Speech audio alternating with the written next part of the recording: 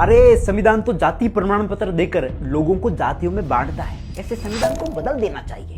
यही आर्ग्यूमेंट सुनते हो। अब सुनो, मनुस्मृति के इस श्लोक के अनुसार यदि भूमि में गड़ा हुआ कोई पुराना खजाना राजा या फिर राज कर्मचारियों को मिल जाए तो उसमें आधा भाग ब्राह्मणों को दान में देकर शेष भाग को राजा अपने कोष में रख ले। मनुस्मृति जैसे ग्रंथों ने कुछ वर्गों के दादा परदादाओं के लिए फोकट का माल खाने के लिए ऐसी खूब तगड़ी व्यवस्थाएं कर रखी थी, तो उन्होंने खूब फोकट का माल चांपा।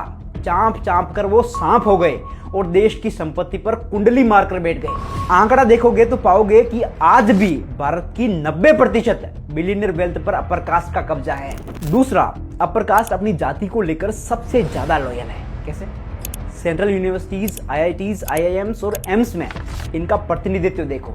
अब ऐसा नहीं है कि ये इतने ज्यादा मेरिटोरियस है इसलिए इन संस्थानों में चुने जाते हैं। मेरिटोरियस होते तो हमारे यूनिवर्सिटीज वर्ल्ड की टॉप यूनिवर्सिटीज में होती, लेकिन ऐसा हुआ नहीं।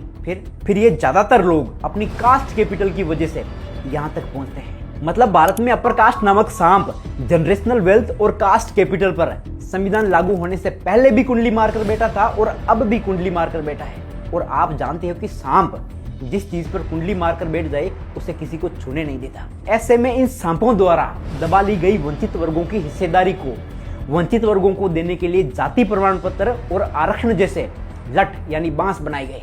समझ गए बाबू?